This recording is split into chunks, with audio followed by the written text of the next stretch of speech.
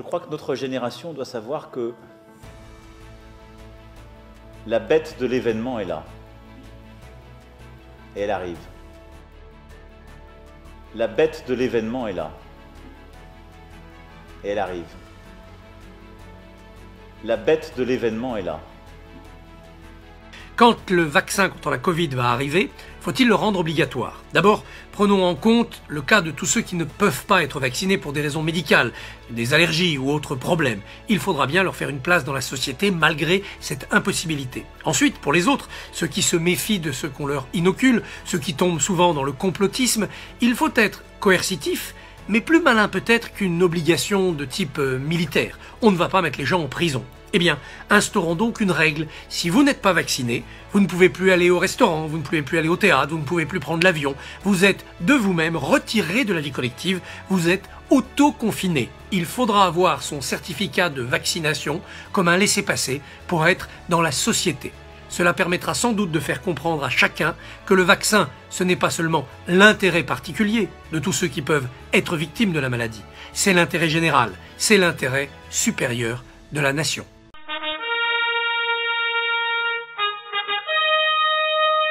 Je vous salue dans le nom de Jésus-Christ. Mesdames et messieurs, frères et sœurs, c'est une présentation difficile pour nous ce soir parce que ce n'est pas parce que l'on ne verse pas dans le complotisme qu'on ne devrait pas dire la vérité. Même n'étant pas médecin, mais en tant que prédicateur, je me dois de dire des vérités avérées, scientifiquement prouvées, même si cela peut me mettre en danger et même me réduire dans un silence absolu.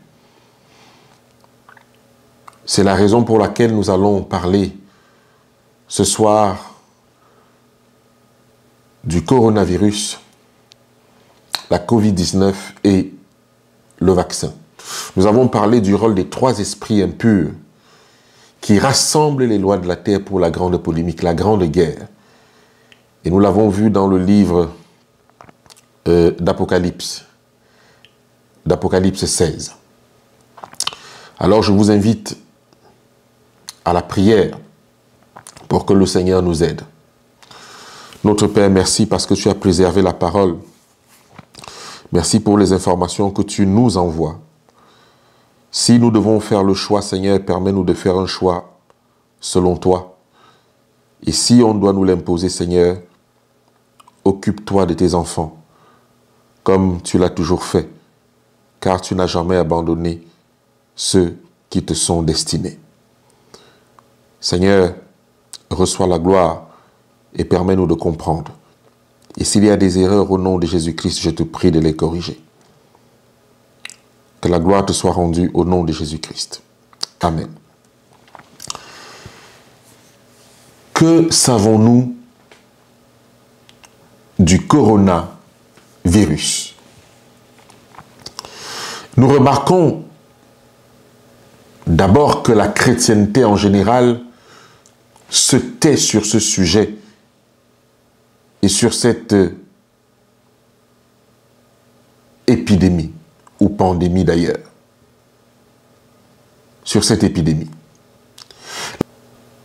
La prédication ne doit pas être hors sujet, et surtout quand l'actualité l'y oblige, quand l'actualité l'exige.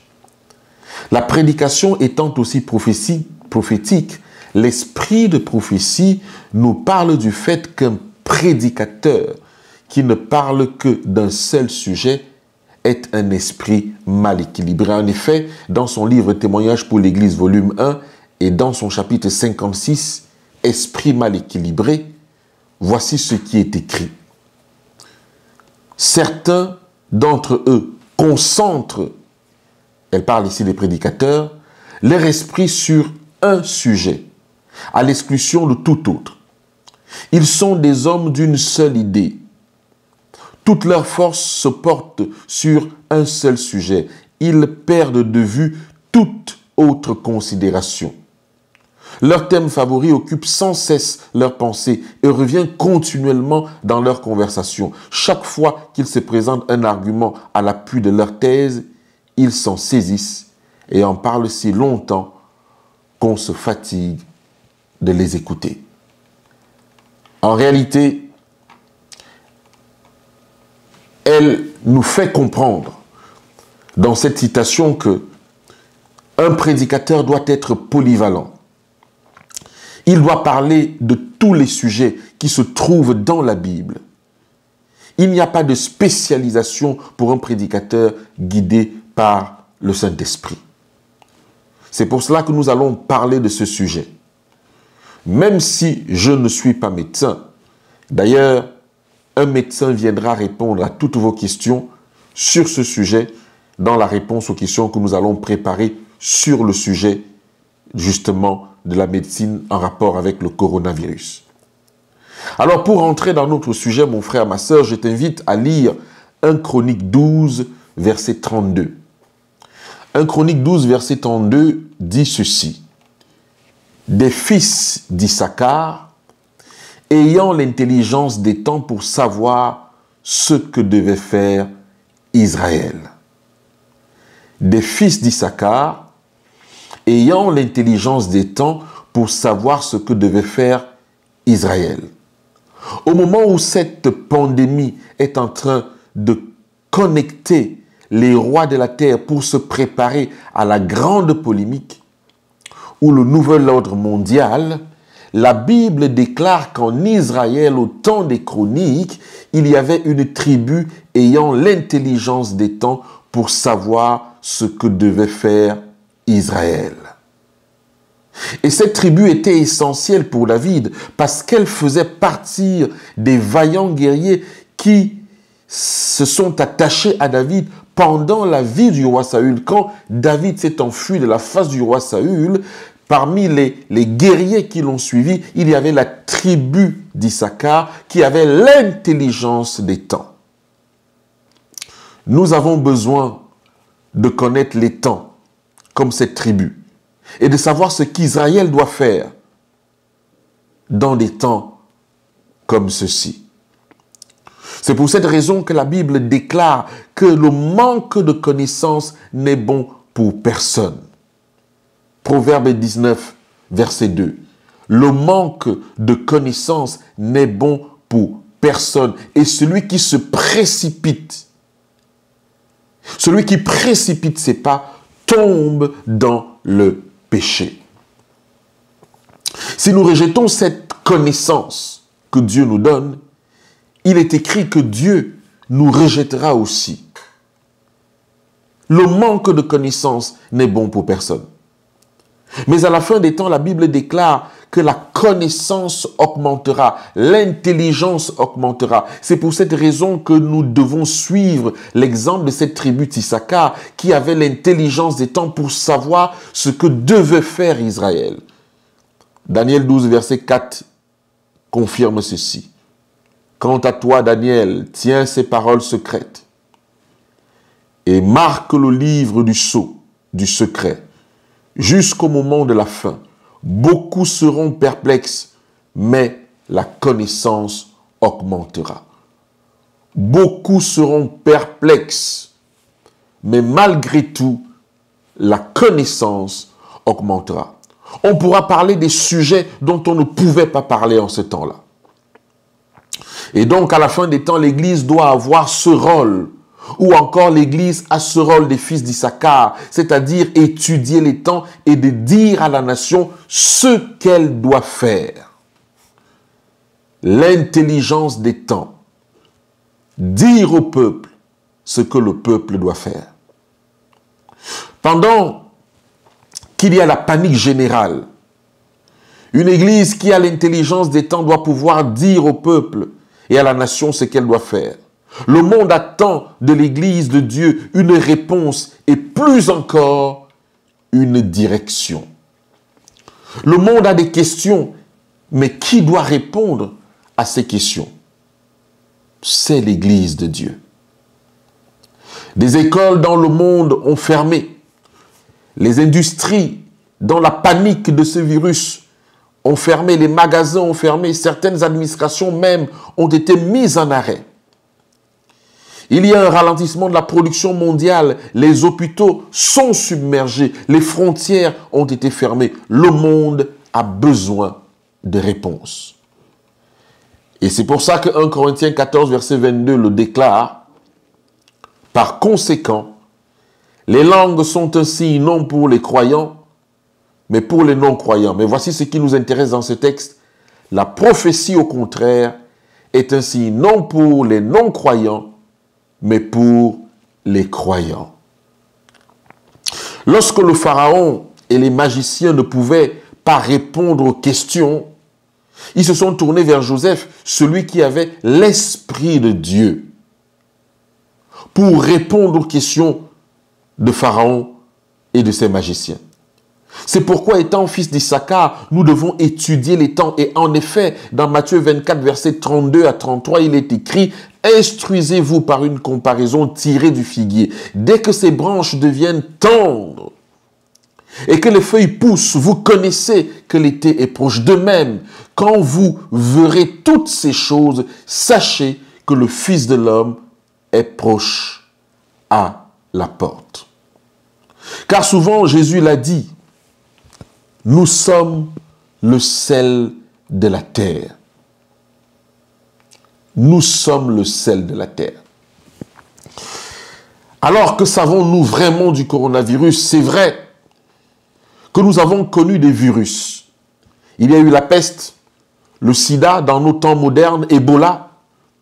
Mais en ces temps modernes, nous n'avons jamais eu un virus qui atteint toute la planète en même temps. Et où les églises, par exemple, sont fermées, les écoles aussi. Nous n'avons jamais vu ça auparavant. En tout cas, en notre temps moderne, nous n'avons jamais vu ça.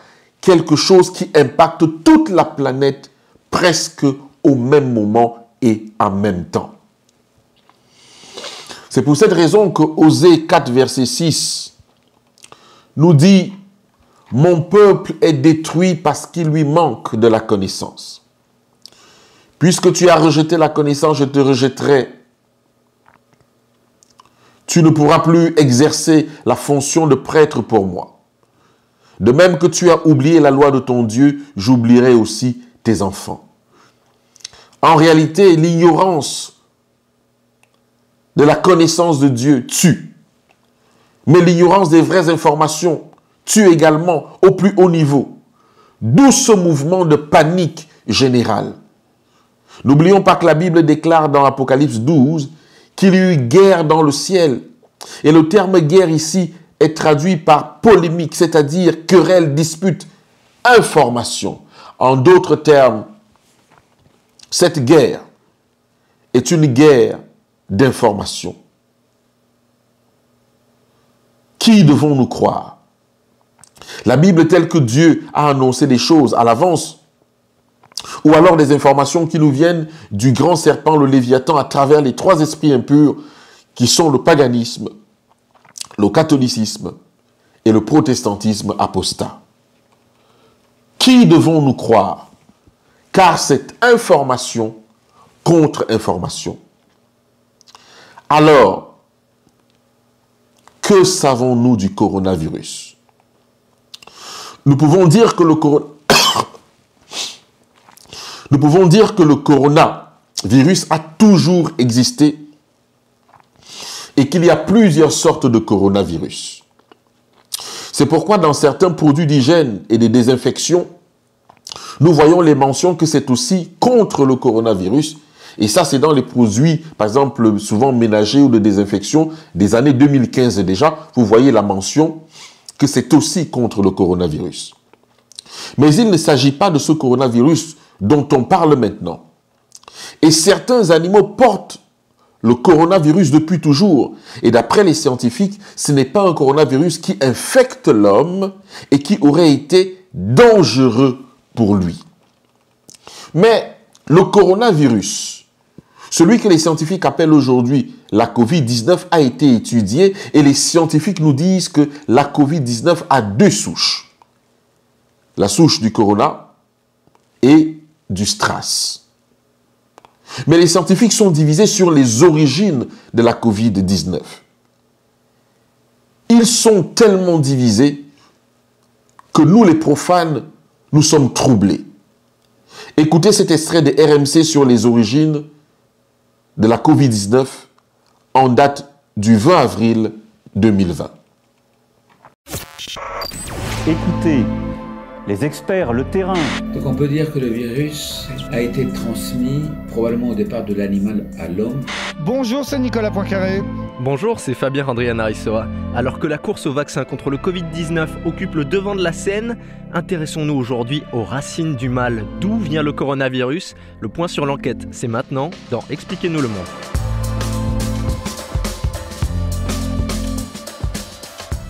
Non, le virus n'a pas été inventé en laboratoire. Contrairement à ce qu'avancent les théories complotistes, les chercheurs estiment que le virus est passé de l'animal à l'homme. Vous allez tout comprendre. 3 bonnes raisons d'écouter ce podcast avec Nicolas. Oui, on va raconter l'origine donc de ce virus qui est très certainement sorti d'une grotte du sud de la Chine. Je vais vous expliquer aussi pourquoi c'est important aujourd'hui de lutter contre les trafics d'animaux. Et puis, je vais vous raconter que pour les virus Ebola ou bien encore pour le sida, eh bien, d'incroyables enquêtes scientifiques et quasi policières ont permis de localiser très exactement les transmissions de l'animal vers l'homme. Expliquez-nous le monde. Un podcast RMC. Nicolas Poincaré. Fabien Andrian Arisoa.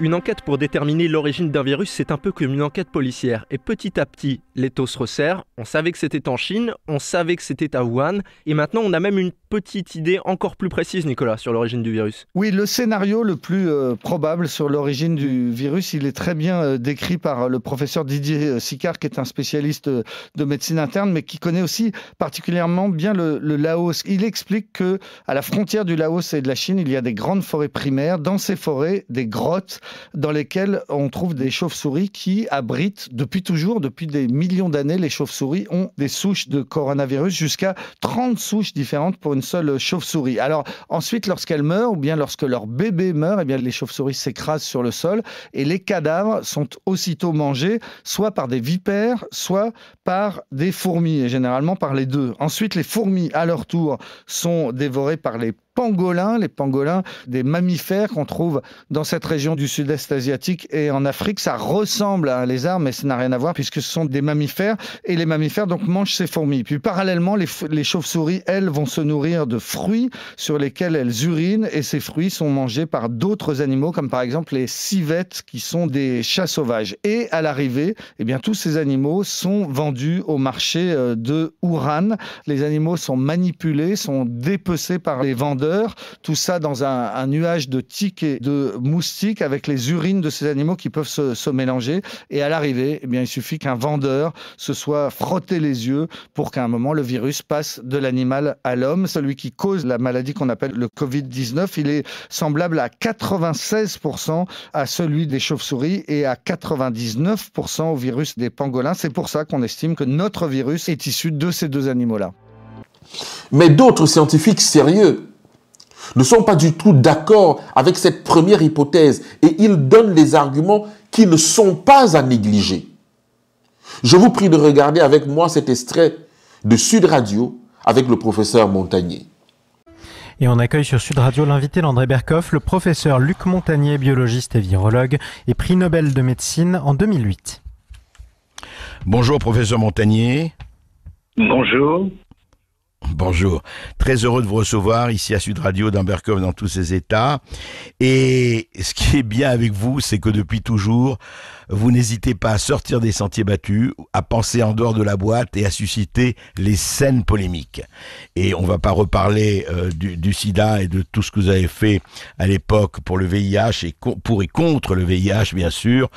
Mais justement, là, très récemment, professeur Montagnier, et vous n'êtes pas le seul, je rappelle qu'aujourd'hui, plusieurs voix s'élèvent en disant « Attention », sur le fameux coronavirus, sur le Covid-19, on a dit au départ, voilà, c'était chauve-souris, pangolin, chinois qui mangent ça, etc., etc. Et puis, il y a eu des voix qui se sont élevées après vous, ou en même temps que vous. Je veux juste professeur Montagnier, avant de vous faire réagir, vous donnez par exemple ce qu'a dit le microbiologiste russe, le professeur Petr Shumakov, qui va absolument vers vous. Il dit ceci, il dit à l'heure où le professeur Montagnier est discrédité et traité de complotiste par les médias aux ordres et la bien-pensance pour affirmer que le coronavirus a été fabriqué en laboratoire à partir de virus classiques, on va vous laisser parler là-dessus, mais lui il dit, écoutez, c'est très clair, pour nous, dit le professeur Shumakov, en Chine, les scientifiques du laboratoire de Wuhan participent activement au développement de diverses variantes de coronavirus depuis plus de 10 ans. Alors, ils font pas cela pour créer des variantes pathogènes, mais pour étudier leur pathogénicité. Et ils ont fait, dit-il, des choses vraiment folles, selon mon avis. Un autre professeur japonais, il dit, je peux dire ceci, je peux dire avec 100% de confiance que Corona n'est pas naturelle, elle n'est pas venue de chauve-souris, la Chine l'a fabriquée. Si ce que je dis aujourd'hui se révèle faux maintenant ou même après ma mort, le gouvernement peut retirer mon prix Nobel, c'est ce que vous avez dit, mais la Chine ment et cette vérité sera un jour révélée à tous. Le professeur japonais a répété cela. Alors, professeur Montagnier, expliquez d'où vous est venue cette conviction, disons. Bon, d'abord, je travaille sur les virus à RNA depuis très très longtemps, bien avant le sida même. Alors, donc je m'intéresse bien sûr à ce qui se passe actuellement et sur l'origine de ce virus. Pourquoi c'est intéressant d'avoir l'origine? Parce qu'on peut en dériver à partir de ce qui a été fait. On peut en dériver des thérapeutiques nouvelles, n'est-ce pas? Et surtout savoir ce qui va se passer dans le futur de cette épidémie.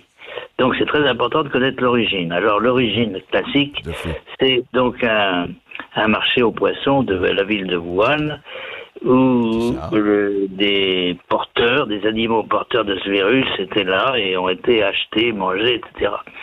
Alors effectivement, je suis d'accord avec le professeur Shumakov que c'est une théorie qui ne correspond pas exactement à la réalité des faits. D'abord, les premières personnes infectées n'étaient pas au marché. Elles étaient plutôt dans un laboratoire qui n'était pas très loin. Et effectivement, comme il a dit également, plus de 10 ans, je dirais même 15 ans, des chercheurs chinois de haute valeur ont travaillé donc dans des laboratoires, y compris un laboratoire de très haute sécurité, sur les coronavirus portés par des animaux, notamment les chauves-souris. Alors, dans la première hypothèse, on nous fait comprendre que cela vient d'un marché de vente de ces animaux chauves-souris, pangolins et autres. Mais nous pouvons dire que les hommes ont toujours acheté et mangé ces animaux. Et cela n'a jamais causé une chose de ce genre, une épidémie. Non, cela n'a jamais causé une épidémie. Et que les premières contaminations ne sont pas venues de ce marché qui a vendu justement ces animaux. Et dans la deuxième hypothèse, par monsieur Montagnier, déclare que les premières contaminations sont venues du laboratoire. Nous pouvons tirer les conclusions nécessaires d'une façon individuelle. On n'a pas besoin de nous conseiller là-dessus. Mais en tant que prédicateurs, nous devons exposer également ces choses-là. Juste à partir des faits, et d'ailleurs, l'un des scientifiques dit que si c'était faux, même après sa mort, que l'on enlève son prix Nobel. Nous ne pouvons pas le nier aujourd'hui en tant que chrétiens. Nous ne pouvons pas le nier aujourd'hui en tant que chrétiens, recevant nos informations de la Bible, que lorsque le Saint-Esprit se retire progressivement de la terre, l'homme deviendra une bête féroce contre l'homme. Ce sont des faits qu'aujourd'hui nous devons accepter en tant que chrétiens. L'iniquité augmente. Et la Bible dit que la charité du plus grand nombre se refroidit. La méchanceté augmente.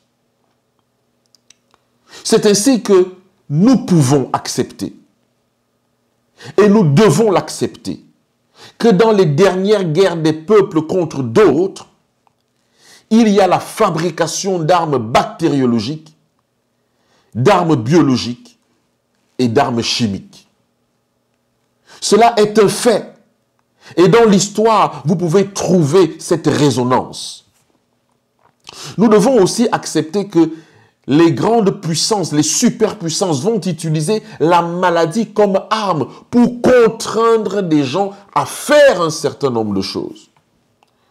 Dans l'histoire aussi, nous pouvons vérifier ces faits. Vous n'avez qu'à regarder dans la composition et la fabrication de ce que nous consommons ou nous mangeons. Et vous verrez dans les boîtes de conserve et bien d'autres quelques codes scientifiques. Et lorsque vous allez vérifier ce que c'est, vous êtes étonné de voir ce qu'on met dans la nourriture qui entre dans l'organisme que Dieu a créé de ses mains. En réalité, si nous n'avons pas eu un créateur qui nous a façonné de ses propres mains, nous aurions explosé avec toutes sortes de maladies, et rien qu'aujourd'hui, à cause de tout ce que nous mangeons, tout ce qui se trouve dans des entités qui nous vendent la nourriture. C'est un fait. Mes frères, c'est sûr, ce n'est pas du complotisme, ce sont des faits. Et je vous envoie à ce livre, La nourriture du diable. Si vous ne l'avez pas, vous pouvez écrire à l'Alliance éternelle et nous vous l'enverrons par la grâce de Dieu. Vous connaissez notre contact, contact@allianceéternelle.com, et nous pouvons nous envoyer les quelques exemplaires qui nous restent. La nourriture du diable. Et c'est là aussi où nous pouvons remercier le Seigneur pour la réforme sanitaire qu'il a donnée à son peuple pour subsister à cette fin des temps. Nous ne pouvons pas prêcher l'évangile de notre bien-aimé Seigneur Jésus aujourd'hui en ignorant ces faits. Des dizaines et des dizaines et des centaines de millions de personnes meurent en ignorant ces faits. Et nous devons le dire aujourd'hui, oui, un homme est capable de fabriquer une maladie. Nous devons le dire aujourd'hui, oui, un homme est capable de fabriquer un virus. Ce sont des faits. Et c'est une réalité aujourd'hui même. C'est une réalité. Et nous devons le dire en tant que chrétiens que certaines épidémies, pas toutes dans le monde, sont des épidémies créées. Et malheureusement souvent testées en Afrique ou dans les pays pauvres. Malheureusement, souvent testées en Afrique et dans les pays pauvres. Car nous devons l'accepter et le savoir. Au-delà de l'aspect sanitaire, les vaccins sont des business. Certaines épidémies même sont des business. Nous pouvons le savoir, même si des hommes et des femmes ont été soignés, ce sont quand même des business. Il y a des gens qui ne veulent pas que les guerres s'arrêtent. Pourquoi? Parce que malheureusement, la guerre aussi est un business qui fait tourner l'économie mondiale. L'achat des armes aussi est un business qui fait tourner l'économie mondiale. Si vous voulez savoir qui décide souvent des guerres, vous n'avez qu'à lire le livre Les crimes du Vatican de Alberto Rivera et vous serez surpris. Vous serez surpris. En réalité, mon frère, ma sœur, souvent, c'est pas tout le temps, mais souvent, quand l'homme simple parle de guerre, mais les dirigeants du monde, au-delà de nos présidents, parlent de business. Et nous l'avons vu lorsque les chefs d'État, lorsque les États-Unis ont attaqué l'Irak de Saddam Hussein. Aujourd'hui, nous comprenons que c'était du business. Nous comprenons que c'était du business. Quand l'homme simple parle de guerre, pour d'autres personnes, c'est du business. Ce que les uns appellent la guerre, les autres disent business. Et ce que l'homme simple appelle épidémie, souvent, les industriels, pas tout le temps, les industriels pharmaceutiques appellent cela du business. Cela fait circuler beaucoup d'argent. Ce sont des sommes énormes. Et souvent, la vie des hommes et des femmes est mise en danger ainsi. Regardons cette citation des rayons de santé.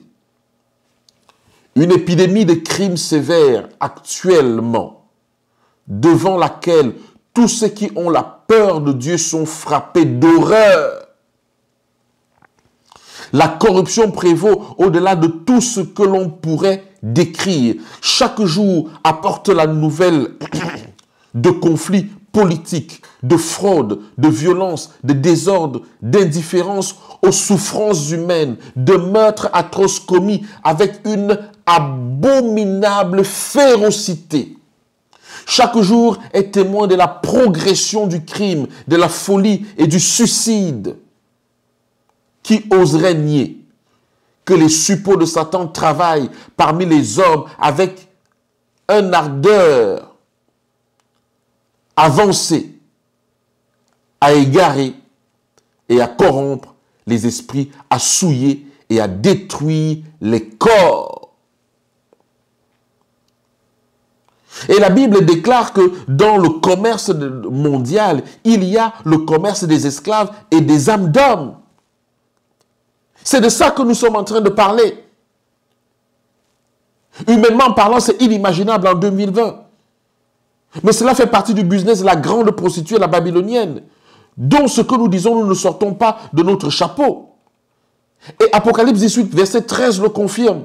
Lorsque les marchands de la terre sont en train de se lamenter et pleurent que leur cargaison est en train de brûler, qu'en 1 heure, la babylonienne est en train de cramer, ils disent, ils se lamentent. Et au verset 13, ils disent, de la cannelle, de l'arôme et des parfums et de l'huile aromatique et de l'encens et du vin et de l'huile et de la fine farine et du froment et du bétail et des brebis et des chevaux et des chars et des esclaves et des âmes des hommes. Donc l'un des business de la babylonienne, c'était de vendre des esclaves et des âmes des hommes. Lorsqu'on vend des âmes des hommes, on est déjà au-delà du raisonnable. La vente des âmes des êtres humains fait partie du business de la babylonienne. Et les chrétiens doivent le dire. Et c'est pour ça que Rayon de Santé dit qu'il y a une épidémie de crimes sévères actuellement devant laquelle tous ceux qui ont la peur de Dieu sont frappés d'horreur. Chaque jour est témoin de la progression du crime, de la folie et du suicide. Qui oserait nier que les suppôts de Satan travaillent parmi les hommes avec ardeur pour égarer et corrompre les esprits et souiller et détruire les corps des âmes des hommes. En tout cas, il y a beaucoup de théories concernant ce virus. Et le but de cette présentation n'est pas de vous prêter ce que nous pensons, mais de dire ce que nous savons, qui ne vient pas du complotisme, loin de là. Et la décision viendra de vos analyses personnelles et de ce que la parole de Dieu vous recommande et nous recommande. En tout cas, ceci engendre une grande panique générale, même chez les chrétiens, avec raison. Mais la Bible dit dans le psaume 91 à partir du verset 1, « Celui qui demeure sous l'abri du Très-Haut repose à l'ombre du Tout-Puissant. Je dis à l'Éternel mon refuge et ma forteresse, mon Dieu en qui je me confie. Car c'est lui qui te délivre du filet de l'oiseleur, de la peste et de ses ravages. Il te couvrira de ses plumes et tu trouveras un refuge sous ses ailes. Sa fidélité est un bouclier et une cuirasse. Tu ne craindras ni les terreurs de la nuit, ni la flèche qui vole le jour, ni la peste qui marche dans les ténèbres, ni la contagion qui frappe en plein midi. Que 1000 tombent à ton côté et 10 000 à ta droite, tu ne seras pas atteint. De tes yeux seulement tu regarderas et tu verras la rétribution des méchants. Malheureusement, ce virus a tué les enfants de Dieu et beaucoup de frères et sœurs ont été mis au repos. non pas parce que l'Éternel ne les avait pas protégés, non pas parce qu'ils avaient péché, mais parce que l'Éternel avait jugé certainement que c'était leur moment de quitter le combat. Et c'est ainsi que beaucoup de frères et sœurs ont été touchés et mis au repos par ce virus. D'ailleurs, la Bible nous interpelle là-dessus dans Ésaïe 57, le verset 1 et suivant. Et je me permets de prendre ici d'une façon spéciale la version Semeur. Ésaïe 57, à partir du verset 1, dit ceci. « Des innocents périssent, mais nul ne s'en soucie. Et des hommes de bien sont enlevés, sans que nul ne comprenne que les justes sont emportés pour éviter le malheur à venir. » Vous voyez ça? Des innocents périssent, mais nul ne s'en soucie, et des hommes de bien sont enlevés, sans que nul ne comprenne que les justes sont emportés pour éviter le malheur à venir. La paix viendra, et ceux qui suivent le droit chemin pourront dormir tranquilles. Que nos frères et sœurs qui ont été enlevés par ce virus reposent en paix en attendant la bienheureuse espérance de la résurrection en Jésus-Christ de Nazareth. Et nous passons nos condoléances à tous ceux qui ont perdu un autre cher, à tous nos frères et sœurs que nous avons connus hier et qui sont au repos aujourd'hui à cause de ce virus. Mais la Bible dit d'être prudent comme des serpents. Nous devons donc respecter les gestes de barrière, mais ne pas rentrer dans la panique, car Dieu protège les siens jusqu'à la fin du temps de grâce individuelle de chacun et de la vie individuelle de chacun. En d'autres termes, nous ne devons pas tenter notre Dieu, même s'il a promis de nous protéger. D'ailleurs, Luc 4, verset 12, Jésus répondit à Satan, « Tu ne tenteras point le Seigneur ton Dieu. » Ça, c'est quand Satan lui dit qu'il est écrit que si tu te jettes, les anges vont te porter. Jésus lui dit, « Tu ne tenteras pas ton Dieu. » Alors, pour finir avec la Covid-19, la Bible déclare dans Luc 21, à partir du verset 9, ceci. « Quand vous entendrez parler de guerre et de soulèvement, ne soyez pas effrayés, car il faut que ces choses arrivent premièrement, mais ce ne sera pas encore la fin. » Le verset 10 déclare, « Alors il leur dit, une nation s'élèvera contre une nation, un royaume contre un royaume. » Je voudrais vous dire qu'il y aura beaucoup de schismes. Il y aura beaucoup de séparation dans les peuples et dans des pays dans les jours à venir. Il y aura beaucoup de séparation dans des continents. Il y aura de grands tremblements de terre et en divers lieux des pestes et des famines. Il y aura des phénomènes terribles et de grands signes dans le ciel. Jésus est en train de décrire ici les signes de la fin du monde. Mais nous remarquons ici que quand celui qui a créé le monde dit que c'est en ça que vous reconnaîtrez que le monde prendra fin, ces créatures lui disent et répondent que ce monde ne prendra pas fin.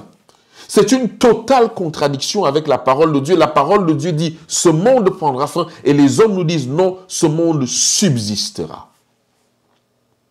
Alors parmi les signes de la fin que Jésus décrit, Jésus dit qu'il y aura des soulèvements et des guerres, une nation contre une autre. Il dit qu'il y aura des tremblements de terre qui deviennent de plus en plus violents et récurrents. Mais il parle également de peste. Et le corona peut être mis dans la catégorie des pestes dans la Bible. C'est le terme que la Bible donne aux épidémies et aux pandémies. Les pestes. Nous pouvons donc dire, avec assurance, après la lecture de Luc 21, à partir du verset 11, que le coronavirus est un dessein de la fin des temps. Et d'ailleurs, nous pensons qu'il y en aura d'autres épidémies. Il y en aura d'autres. Je pense qu'il y en aura d'autres encore. Nous avons ainsi parlé de la Covid-19. Maintenant, nous pouvons parler du vaccin. Qu'en est-il du vaccin contre la Covid-19? Alors, nous constatons que le monde veut que le vaccin soit obligatoire. Regardez cet extrait. Quand le vaccin contre la Covid va arriver, faut-il le rendre obligatoire? D'abord, prenons en compte le cas de tous ceux qui ne peuvent pas être vaccinés pour des raisons médicales, des allergies ou autres problèmes. Il faudra bien leur faire une place dans la société malgré cette impossibilité. Ensuite, pour les autres, ceux qui se méfient de ce qu'on leur inocule, ceux qui tombent souvent dans le complotisme, il faut être coercitif, mais plus malin peut-être qu'une obligation de type militaire. On ne va pas mettre les gens en prison. Eh bien, instaurons donc une règle. Si vous n'êtes pas vacciné, vous ne pouvez plus aller au restaurant, vous ne pouvez plus aller au théâtre, vous ne pouvez plus prendre l'avion. Vous êtes de vous-même retiré de la vie collective, vous êtes auto-confiné. Il faudra avoir son certificat de vaccination comme un laissez-passer pour être dans la société.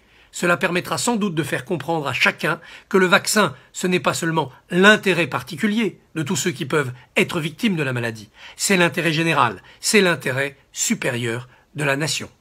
Les compagnies aériennes préconisent aussi un passeport sanitaire pour continuer à prendre des avions dans les prochains jours. Regardez ceci. D'abord, on va donc poser les faits avec Fanny Veil, les indispensables. Bonsoir Fanny. Bonsoir Amélie, bonsoir à tous. L'Association internationale de transport aérien va donc lancer un passeport sanitaire. Et donc ça consiste en quoi ? Alors d'abord Amélie, un mot rapide. Quand on parle de l'Association internationale du transport aérien, l'IATA, on parle en fait de 290 compagnies aériennes, 80% du trafic aérien. Donc concrètement, ça concerne des millions, voire des milliards de voyageurs. Et ce projet de l'IATA, eh bien, c'est une application mobile, un passeport sanitaire qui compilera toutes les données médicales à votre sujet liées au Covid, les tests que vous avez passés, leurs résultats et bien sûr votre vaccination ou non. En clair, cette appli vous permettra de montrer patte blanche pour pouvoir voyager tranquillement. Écoutez le patron, le PDG de l'IATA. Nous développons une app pour certifier tout ça, parce que dans le fond, une chose importante, c'est de donner du confort aux passagers, mais aussi au gouvernement des pays d'accueil, qu'on ne transporte pas le virus. Et donc pour ça, on a prévu une app qui va gérer le flux d'informations depuis le centre de vaccination ou le centre de test jusqu'aux passagers et ensuite éventuellement à la compagnie aérienne et au gouvernement qui aura imposé des règles d'entrée. Alors officiellement, cette application ne vous obligera en rien à vous faire vacciner, mais certaines compagnies aériennes ont déjà franchi le pas.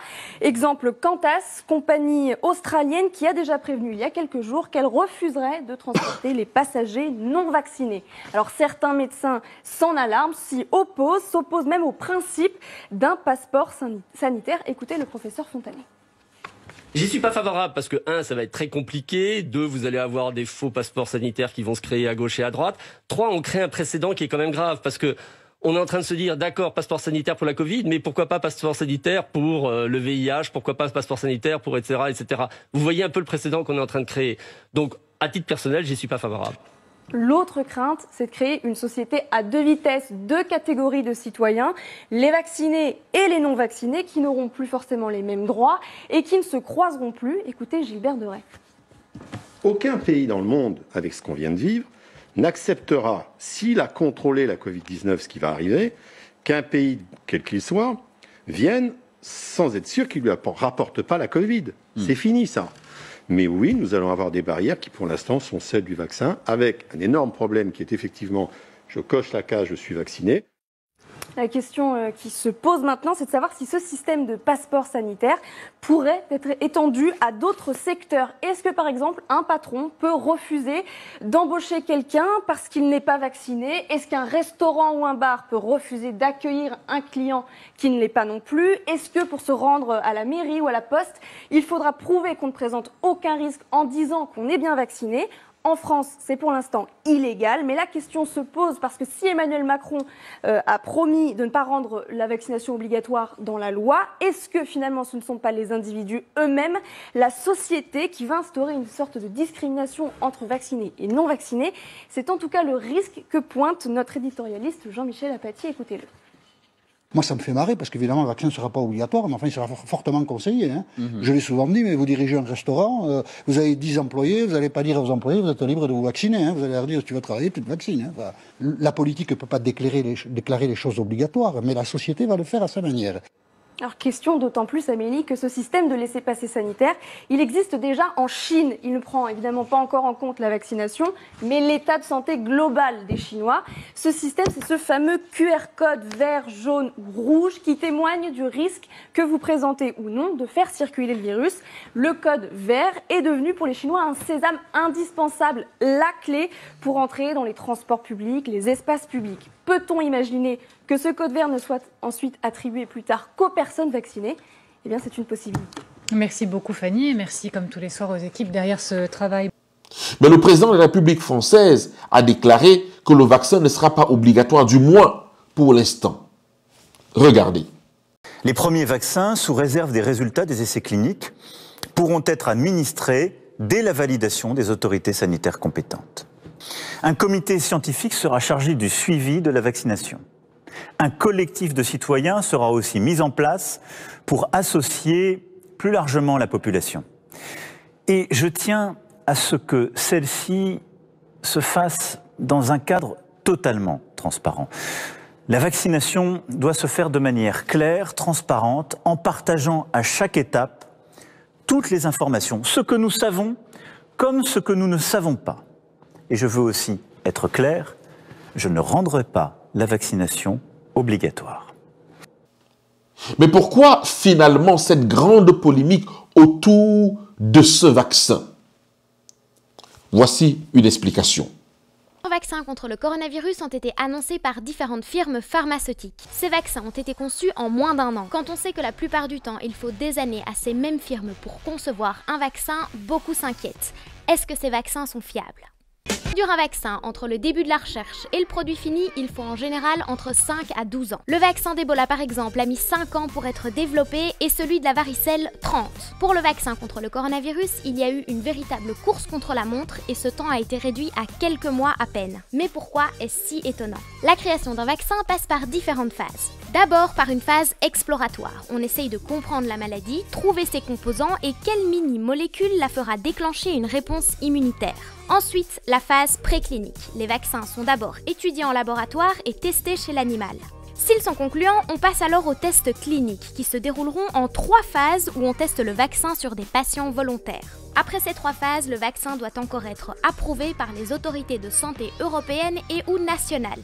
Et puis seulement le vaccin peut être produit. Mais ça ne s'arrête pas là. Après la distribution du vaccin, on rentre dans une dernière phase, la phase 4 de pharmacovigilance, qui sert à faire le suivi du vaccin et à vérifier qu'il n'y ait pas d'éventuels effets secondaires.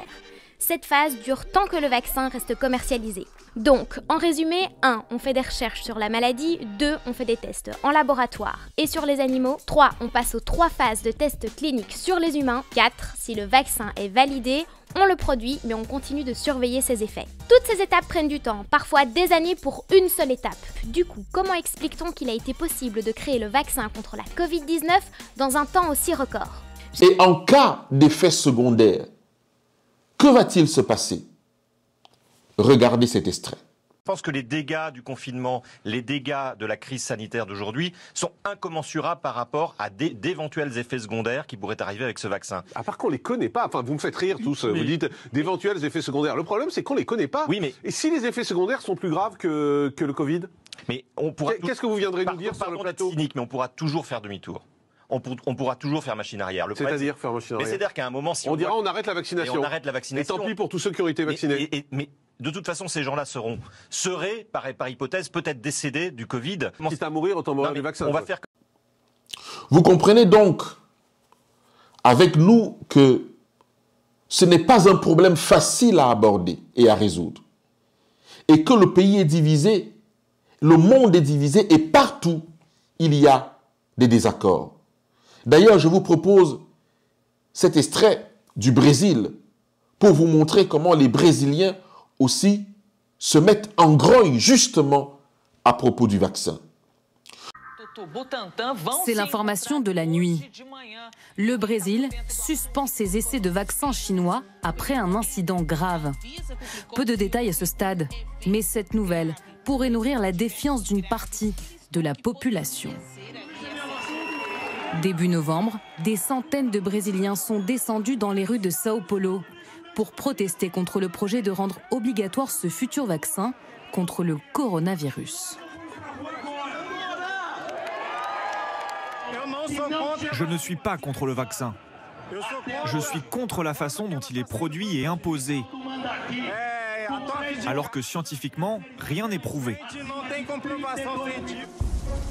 Un revers pour la Chine. De son côté, le laboratoire chinois Sinovac se dit confiant. Voilà pourquoi nous avons parlé des fils d'Issachar qui doivent donner la direction, analyser les temps et dire au peuple ce qu'il doit faire. Eh bien, je voudrais examiner avec vous tout ce que nous avons trouvé pour nous aider à comprendre le problème que nous avons, mais aussi essayer d'alléger ceci à notre compréhension. Mais avant toute chose, je voudrais que nous examinions ce qu'on trouve exactement dans un vaccin. Que trouvons-nous dans les vaccins? Je vous donne juste une visibilité de ce qu'on trouve dans les vaccins. Et si vous faites vos recherches, vous allez comprendre. La production des vaccins est une procédure souvent que l'on peut déclarer comme ignoble. Alors, qu'est-ce qu'on fait pour commencer? Il faut d'abord acquérir le germe de la maladie, une bactérie toxique ou un virus vivant, pour fabriquer un vaccin vivant. Le virus vivant doit être atténué ou affaibli pour l'usage humain. Ceci est accompli par passage successif.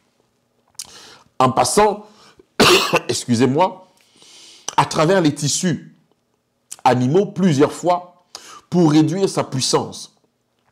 Par exemple, le virus de la rougeole passe par des embryons de poulet. Le virus de la polio par les reins des singes. Et le virus de la rubéole par des cellules diploïdes humaines. Les organes disséqués d'un fœtus avorté. Je ne m'arrête même pas dessus. Les vaccins atténués sont inactivés par la chaleur, le rayonnement ou les produits chimiques. Alors on nous dit que le germe affaibli doit ensuite être renforcé avec des adjuvants, boosters d'anticorps et les stabilisants. Cela se fait en ajoutant des médicaments, des antibiotiques et des désinfectants toxiques à la décoction. Et nous avons tout un ensemble, là que vous voyez que je ne vais pas totalement les lire. Il y a de l'aluminium, de la chlorhydrate, voilà, de la gélatine et bien d'autres choses en fait. Nous avons également du mercure, un dérivé du mercure. D'accord? Les sociétés pharmaceutiques peuvent utiliser de nombreux autres médicaments et produits chimiques non répertoriés. D'accord? Donc, on nous dit également que l'aluminium et le formaldéhyde et le mercure sont des substances extrêmement toxiques avec une longue histoire d'effets dangereux documentés. Des études confirment encore et encore que des doses microscopiques de ces substances peuvent entraîner le cancer, des lésions neurologiques et la mort. Pourtant, chacun d'eux peut être trouvé dans un vaccin infantile. Voilà à peu près ce qu'on trouve dans les vaccins.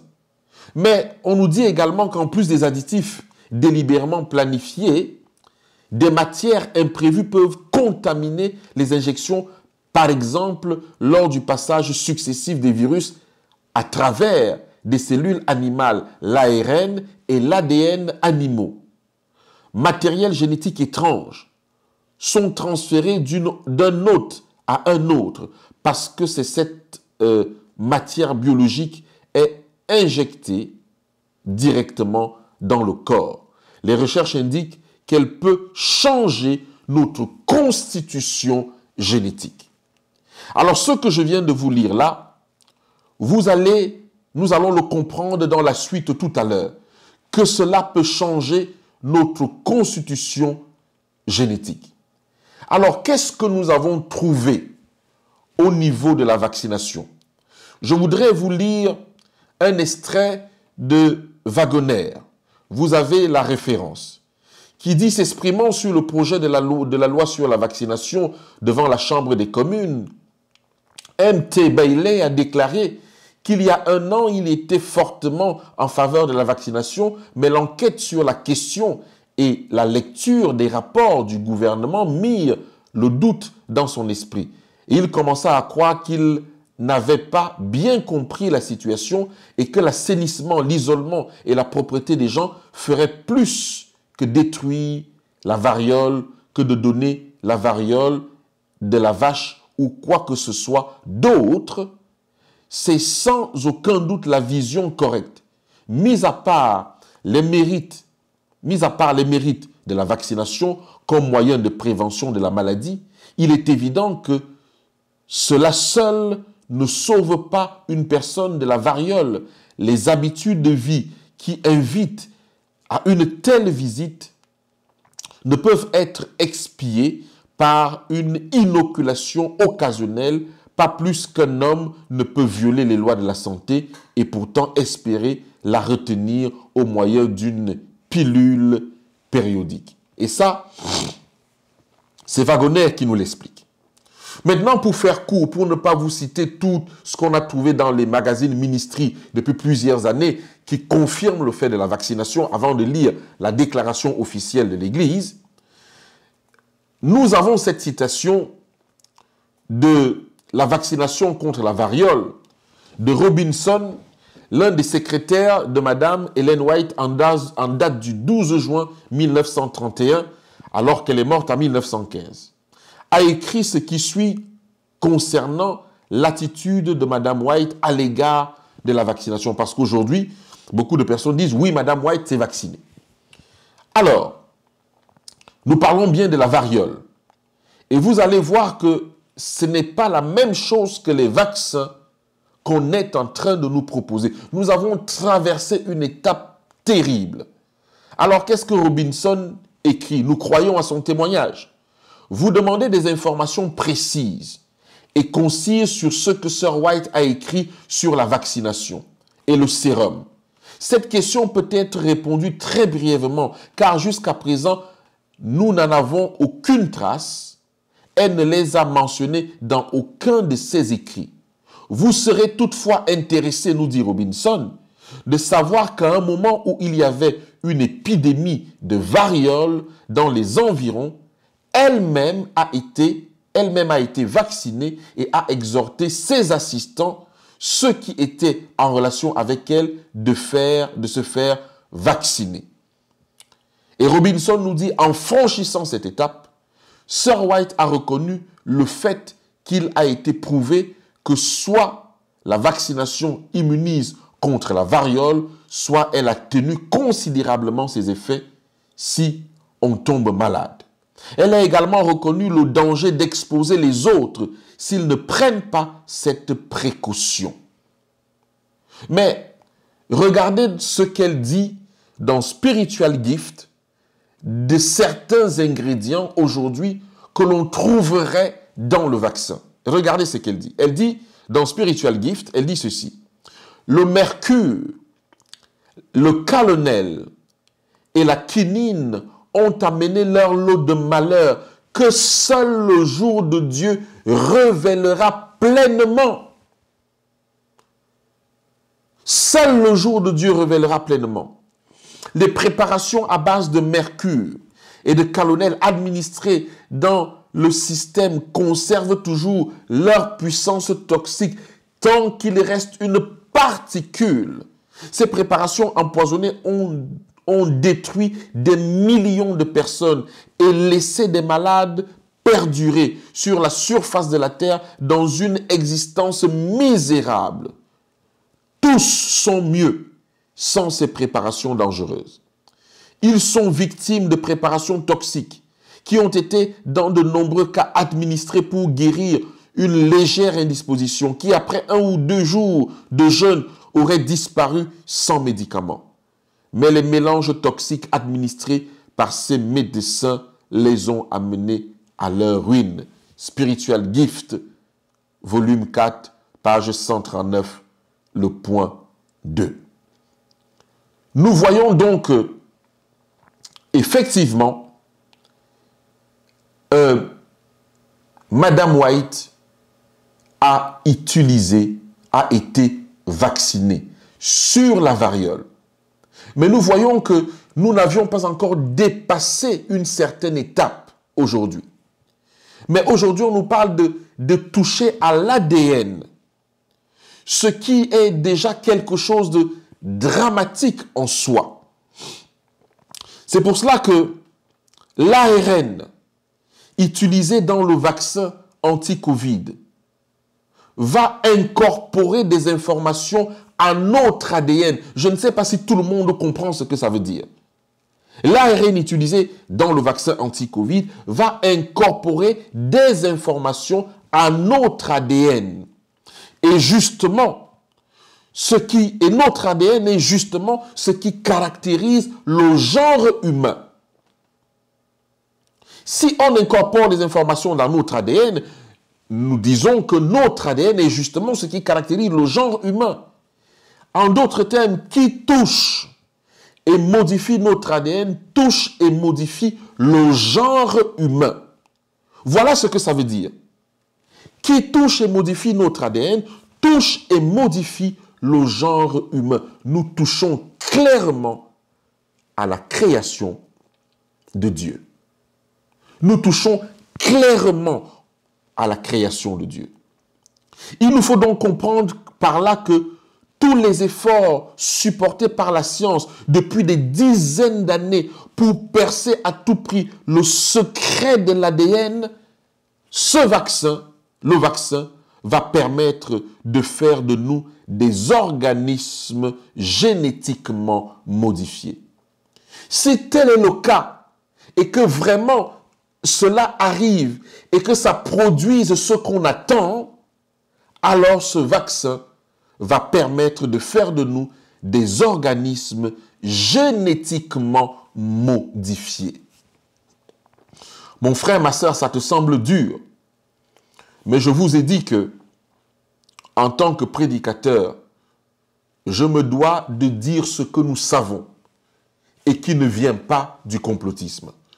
D'ailleurs, je pense qu'à la fin de cette vidéo, je vous mettrai un extrait du responsable de Moderna qui explique ça très bien. Donc, ce n'est pas une invention de Marc ni de l'Alliance éternelle. Nous pourrions être des organismes génétiquement modifiés. Et si tel est le cas, alors, nous pouvons comprendre pourquoi Jésus disait que ce sera un temps d'une telle panique qui n'a pas été vue depuis la création du monde dans lequel nous vivons. Alors, on peut donc se poser la question après ceci. Quelle est la position de notre Église? Et nous pouvons le vérifier dans une déclaration récente du docteur Georges Pamplora, docteur en médecine chirurgie, master de santé publique, Université de Loma Linda, directeur du département des ministères de la Santé de l'Union adventiste espagnole. Et nous parlons ici de quelque chose qui est paru là en novembre dans Adventist Health Ministry. Que dit notre Église? Sauver des millions de vies chaque année selon l'OMS, personne ne se souvient de ce que c'était de perdre un enfant à cause de la diphtérie ou d'avoir un voisin affecté par les séquelles de la polio. Les campagnes de vaccination ont contribué, avec l'amélioration de l'hygiène, à une réduction spectaculaire des séquelles de la mortalité causée par certaines maladies infectieuses. Oui, ça a été une réalité. Et on peut dire que les vaccins liés à ça ont fait beaucoup de bien. Voilà pourquoi j'ai dit souvent les épidémies. Ce n'est pas toutes les épidémies. Alors, le 15 mars 2015, la conférence générale des adventistes du 7e jour a publié cette déclaration sur les vaccins. L'Église adventiste du 7e jour met fortement l'accent sur la santé et le bien-être.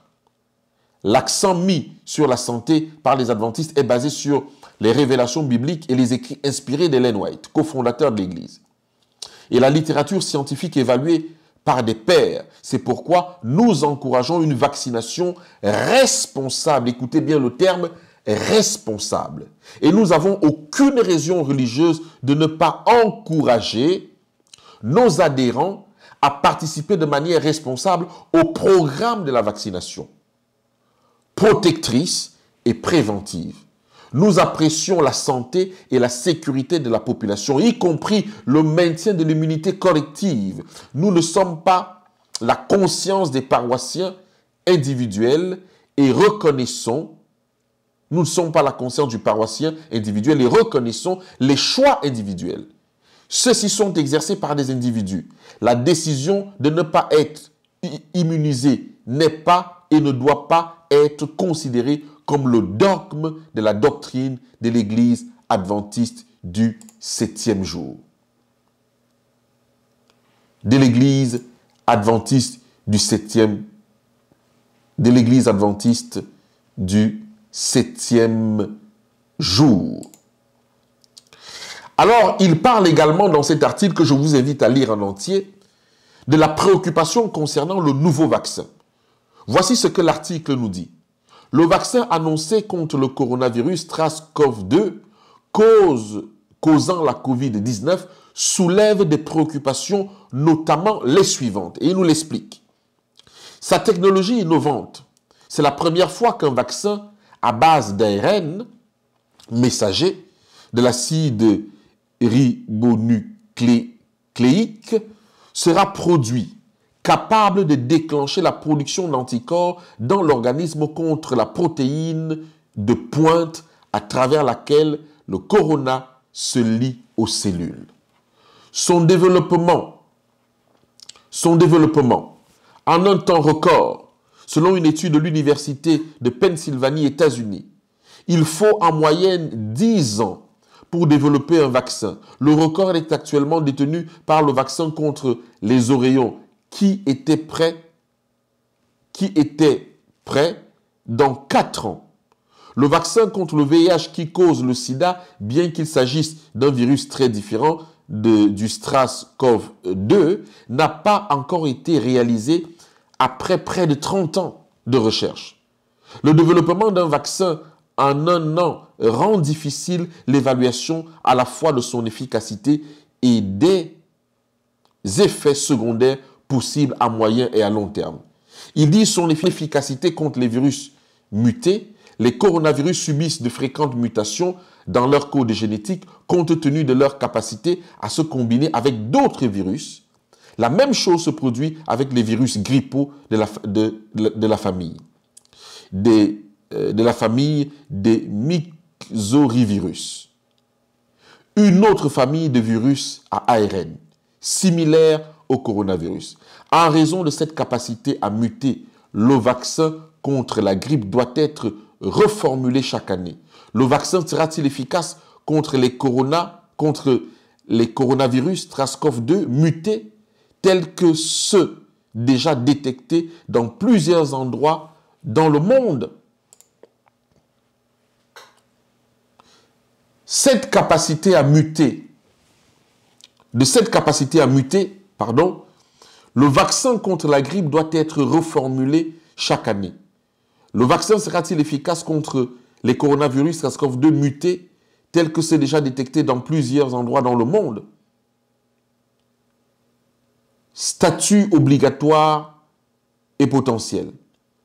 Certains dirigeants politiques ont déjà annoncé leur intention de rendre obligatoire le vaccin contre le coronavirus. comme le port de la ceinture de sécurité dans une voiture.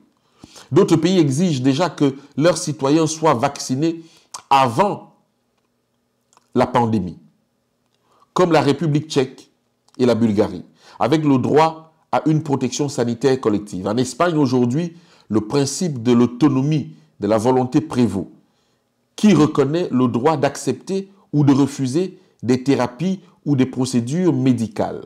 Cependant, il est également établi par la loi que les autorités publiques peuvent prendre toutes sortes de mesures pour préserver la santé publique. Ce reste un pas vers une limitation de la liberté de conscience dans d'autres domaines, comme la religion, sur la base d'une prétendue défense de l'intérêt collectif par opposition à la liberté individuelle. Voilà un peu, d'une façon précise, ce que cet article relate. Mais nous pouvons également prendre ces stratégies non pharmacologiques du docteur Haroldo Raja, directeur du département d'infectiologie Sanatorium Adventiste. D'accord? C'est de novembre aussi. Il dit, en tant que professionnels de la santé, nous devons être prêts à accepter aussi des stratégies non pharmaceutiques, non pharmacologiques, qui stimulent notre système immunitaire d'une alimentation végétale en passant par des soins d'hydrothérapie, un bon repos qui font partie des 8 remèdes naturels donnés par Dieu. Les utiliser maintenant est une excellente opportunité en cette période de pandémie, que nous soyons infectés ou non. La possibilité que les pandémies comme le coronavirus SARS-CoV-2 et des pestes similaires deviennent plus fréquentes et mondiales dans les années à venir est réelle. Donc lui, il préconise justement la connaissance des 8 lois de la santé avec des traitements naturels sur un certain nombre de choses. Là, mon frère, ma sœur, je te conseille de lire cet article jusqu'au bout. Elle te donne la position et le raisonnement de l'Église par rapport à ça. Raisonnement auquel, d'une façon personnelle, je peux adhérer. Mais je voudrais quand même te rappeler la gravité de ce qui se passe. Si l'ARN utilisé dans le vaccin anti-Covid va incorporer des informations à notre ADN, notre ADN est justement ce qui caractérise le genre humain, qui touche et modifie notre ADN, touche et modifie le genre humain. Il nous faut comprendre par là tous les efforts supportés par la science depuis des dizaines d'années pour percer à tout prix le secret de l'ADN. Le vaccin va permettre de faire de nous des organismes génétiquement modifiés si l'Éternel ne met pas la main. Nous avons voulu présenter les choses comme elles sont, sans vous donner une ligne de conduite ni une orientation quelconque. Oui, dans l'esprit de prophétie, les vaccins étaient nécessaires et cela a sauvé beaucoup de vies. Mais est-ce que ces vaccins étaient comme ceux d'aujourd'hui? Cela a sauvé beaucoup de vies. Et Madame White, elle-même, par le témoignage de Robinson, dit effectivement que oui, elle a été vaccinée sur la variole et elle a conseillé à d'autres personnes de se vacciner. D'ailleurs, beaucoup de ceux qui regardent certainement cette vidéo ce soir, beaucoup de frères et sœurs dans le monde ont été vaccinés et sont vivants aujourd'hui. Lorsque nous avons le choix de faire quelque chose ou de ne pas le faire, Je pense que nous savons tous ce que nous allons décider de faire, suite aux informations que nous avons qui sont réelles et qui ne sont pas des fake news.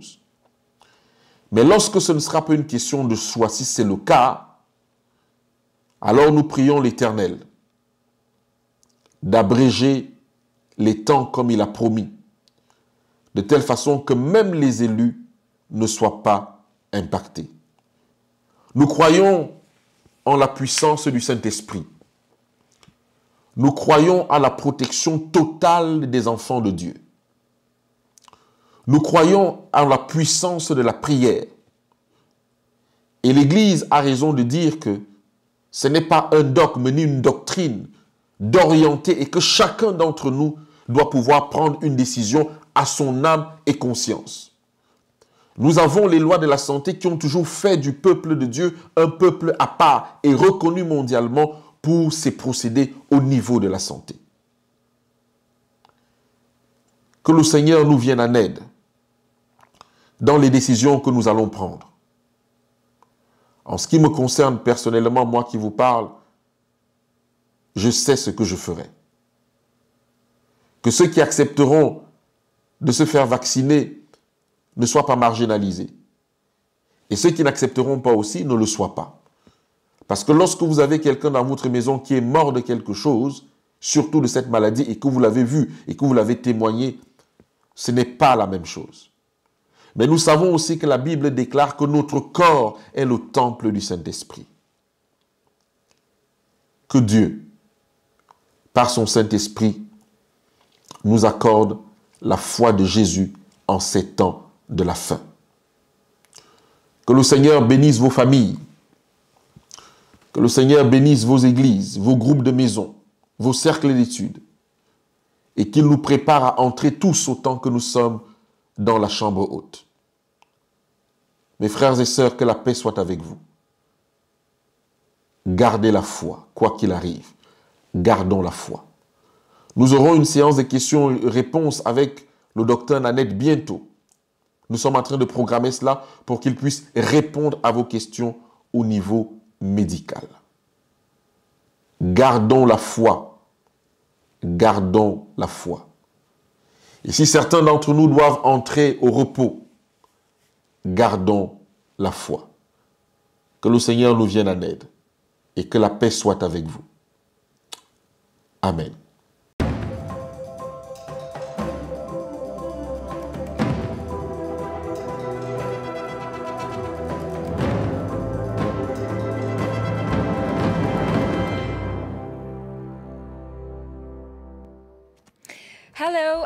Bonjour et bienvenue dans cet entretien exclusif de France 24. Alors que la pandémie de Covid-19 poursuit sa progression à travers le monde, le seul moyen de la contenir est pour l'heure d'adopter des mesures restrictives ou même de confiner des villes ou encore des pays entiers. Mais ces dernières semaines, deux lueurs d'espoir sont apparues. L'une venant de l'alliance entre le laboratoire américain Pfizer et son partenaire BioNTech, l'autre de la société de biotechnologie Moderna, qui a annoncé que son vaccin était efficace à 94,5% à l'issue des essais cliniques. Ces deux annonces ont été à l'origine d'un vent d'optimisme sur la planète. J'ai le plaisir de recevoir aujourd'hui le cofondateur et président de Moderna, également PDG de Flagship Pioneering, Noubar Afeyan. Bonjour et merci d'être avec nous sur France 24. Tout d'abord, qu'avez-vous ressenti quand vous avez réalisé que vous aviez potentiellement la solution au plus gros problème sanitaire que notre monde ait connu depuis plusieurs générations? Merci beaucoup de me recevoir. Vous savez, cela représente 10 mois d'efforts intenses faits par une grande équipe et nous sommes tout simplement ravis de pouvoir contribuer, de pouvoir avoir un effet sur ce défi majeur auquel le monde entier est confronté. Tout le monde fait ce qu'il peut. Pour nous, nous sommes un groupe de scientifiques, d'ingénieurs et nous souhaitions mettre à profit notre technologie qui a été développée pendant 10 ans. Et nous sommes ravis d'avoir été en mesure de faire progresser ce vaccin et nous sommes à un moment où nous pouvons faire une demande d'autorisation pour ce vaccin, un vaccin qui pourra être rendu disponible à toute la population. Vous avez annoncé 94,5% d'efficacité pour votre vaccin. Qu'est-ce que ça veut dire exactement? Et quelle a été la méthodologie de vos essais cliniques? L'essai clinique a commencé au mois de mars. Donc 2 mois après avoir reçu la séquence du virus, séquence qui était totalement mystérieuse au mois de janvier, mais le 11 janvier, nous avons reçu la séquence du virus et en 2 mois à peine, nous avons été en mesure de développer ce produit, le fabriquer, le tester et le finaliser pour qu'il soit disponible pour l'homme. Alors, le test consistait à tester la sécurité du vaccin à différentes doses de vaccin. Nous avons commencé ensuite une 2e phase, puis une 3e phase. La 3e phase, c'est la première fois où nous avons été en mesure de voir, d'identifier si le vaccin pouvait empêcher la maladie de se développer, et surtout ses formes graves. Nous avons observé que dans un essai qui impliquait 30 000 volontaires, des sujets volontaires, répartis à 50-50 entre le placebo, donc les personnes qui n'ont pas eu de vaccin, et les autres qui ont eu le vaccin, nous avons remarqué que dans notre première analyse intérimaire, avec 95 cas positifs de COVID, 90 appartenaient au groupe placebo et 5 appartenaient au groupe de personnes ayant reçu le vaccin. C'est comme ça que l'on arrive à un taux d'efficacité de 94,5% et surtout, nous avons observé que sur 11 cas graves de COVID-19, tous ces cas appartenaient au groupe de personnes ayant reçu le placebo et aucun, à ce jour, avait reçu le vaccin. Nous allons continuer nos études, nous allons rassembler des données pendant les semaines à venir. Ainsi, lorsque nous allons faire notre demande d'autorisation, nous nous attendons d'avoir 150 cas, mais nous nous attendons à ce que les chiffres continuent à montrer les mêmes résultats et une fois que nous aurons toutes les données et sécurité, nous pourrons avancer. Votre vaccin se base sur une technologie innovante, l'ARN messager. Pouvez-vous nous expliquer de manière simple comment cela fonctionne et pourquoi vous pensez que cette technique est la meilleure aujourd'hui?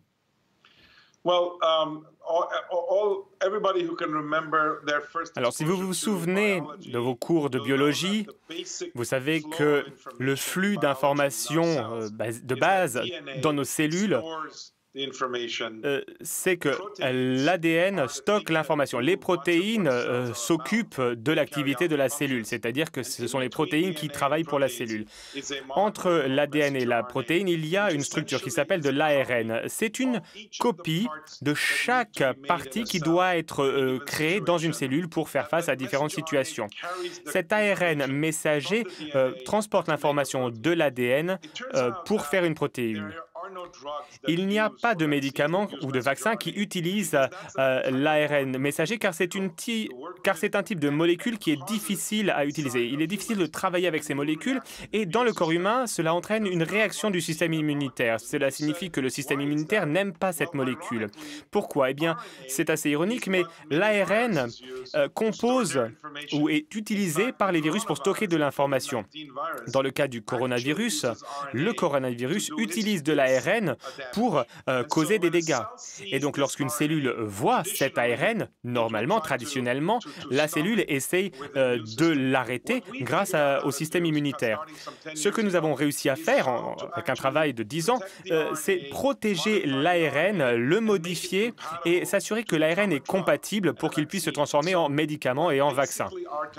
Et donc, notre technologie, en définitive, permet à la molécule d'ARN messager, donc ce sont des messagers pour créer différentes protéines. Dans ce cas, c'est une protéine qui permettra au système immunitaire d'être prêt à détecter et à lutter contre le coronavirus. Donc nous donnons une instruction, nous mettons l'ARN dans une particule qui a été conçue spécifiquement pour protéger l'ARN jusqu'à ce qu'il arrive dans la cellule. Toute cette technologie a été développée au cours des 10 dernières années. Nous avons dépensé 2,5 milliards de dollars pour cette technologie. Et aujourd'hui, 10 vaccins différents pour l'homme ont déjà été testés chez Moderna depuis 5 ans. 10 autres programmes font l'objet de travaux pour lutter contre le cancer, les maladies cardiovasculaires, les maladies rares. Donc grâce à tout cela, grâce à tout ce travail, nous sommes très bien positionnés pour appliquer cette technologie. Alors vous m'avez demandé si je pense que c'est la meilleure approche ou pourquoi c'est la meilleure approche. Je ne peux pas dire que c'est la meilleure approche, mais c'est l'approche la plus rapide. Et elle a un avantage par rapport à d'autres approches. Tous les vaccins pour protéger l'être humain sont les bienvenus. Nous allons avoir besoin de milliards et de milliards de doses et donc nous espérons que beaucoup de vaccins arrivent à fonctionner. Vous avez pour l'heure de très bons résultats, mais comment êtes-vous sûr que votre vaccin sera efficace à moyen et à long terme? Lorsque l'on travaille avec un virus que l'on ne connaît pas encore, ce que l'on peut faire, c'est apprendre grâce à des virus similaires. Et ce virus, SRAS, en particulier, a des cousins qui ont déjà contaminé les hommes. Et donc, nous avons quelques idées. Mais en définitive, nous ne savons pas. Et ce qu'il faut faire, c'est faire des recherches, des essais cliniques, suivre les patients, suivre les personnes qui se font vacciner et voir s'il est possible de trouver des preuves qui montrent que la protection dure 6 mois, 1 an, 3 ans, peut-être 5 ans. Nous ne savons tout simplement pas. Mais bien évidemment, le pire, ce qu'il y a de pire par rapport à ne pas savoir, c'est ne pas être en mesure de nous protéger. Dans ce cas précis, nous allons faire avancer le vaccin, nous allons protéger la population et nous allons surveiller la population. Si on voit qu'il y a de plus en plus de cas dans la branche vaccin, si l'effet s'amenuise, nous pouvons booster le vaccin. Dans le cas de la technologie à ARN messager, c'est assez différent. Il est possible d'administrer un nouveau vaccin pour booster le système immunitaire des sujets. Nous allons voir ce que nous pouvons faire dans les mois et années à venir. Qu'arrivera-t-il en cas de mutation du virus? Est-il possible de modifier ou de mettre à jour votre vaccin? Alors oui, c'est possible, mais je vais répondre en 2 temps. Premièrement, le virus peut muter entièrement. Mais tant que la protéine S que nous avons utilisée pour notre vaccin ne change pas trop, cela n'aura pas d'effet sur la capacité à notre système immunitaire de la détecter. Donc, imaginez, si vous avez un ballon et qu'un morceau du ballon change, tant que vous ne vous regardez pas le ballon uniquement en vous concentrant sur cet élément, le reste du ballon peut informer votre système immunitaire. Mais si la mutation est telle qu'elle affecte la protéine S que nous avons utilisée, dans ce cas, la technologie ARN messager peut très rapidement être appliquée pour trouver une autre molécule de code. Et c'est ça que l'on aime beaucoup dans notre approche que nous avons développée. Il nous a fallu des jours pour regarder la séquence et créer notre première ARNM. Nous pensons que s'il y a une mutation, une grande mutation, nous pourrons trouver notre système, notre protéine, la mettre dans le même système, la tester et en faire un nouveau vaccin. Bien évidemment, nous espérons ne pas avoir à le faire, mais nous sommes prêts à le faire. Beaucoup de personnes qui nous regardent aujourd'hui pourraient s'inquiéter de la rapidité avec laquelle Moderna a atteint la phase finale. Que leur diriez-vous pour les rassurer sur la sécurité de votre vaccin?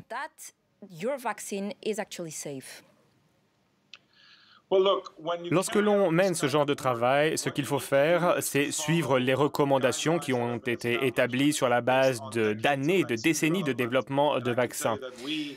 Nous, Pfizer et tous les autres laboratoires qui font ce genre de travail, les grands laboratoires, ont tous suivi les bonnes pratiques et les cadres réglementaires en vigueur. C'est ce que nous pouvons faire. On peut le faire avec beaucoup de personnes, c'est ce que nous avons fait avec notre étude qui a impliqué 30 000 sujets et nous allons continuer. On peut également le faire une fois que le vaccin est disponible. Il suffit de se pencher de très près sur les résultats, voir comment le vaccin performe. C'est le meilleur à faire. Donc pour tout vaccin, pour tout médicament, on ne peut s'assurer de sa sécurité que sur la base des tests, des essais cliniques qui ont été faits. Et c'est ce que nous avons fait. Alors nous sommes allés vite, mais nous n'avons contourné aucune règle.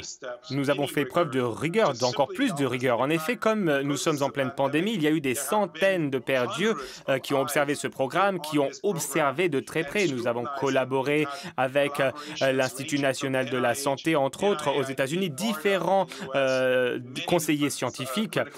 Donc, le meilleur à faire, c'est travailler rapidement, mais avec la plus grande rigueur.